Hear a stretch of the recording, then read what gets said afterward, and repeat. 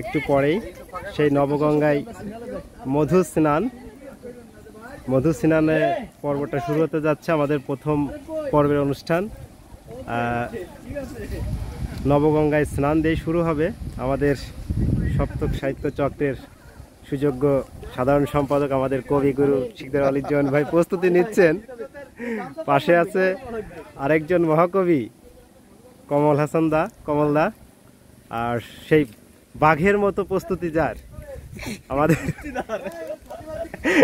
আমাদের সেই প্রাণপ্রিয় কবি অরবিন্দ। দাদা কিছু বলেন, মানে আপনার এই প্রথম পর্বের শুরুর আগে আপনার কিরকমের প্রস্তুতি আপনার ভিতরে?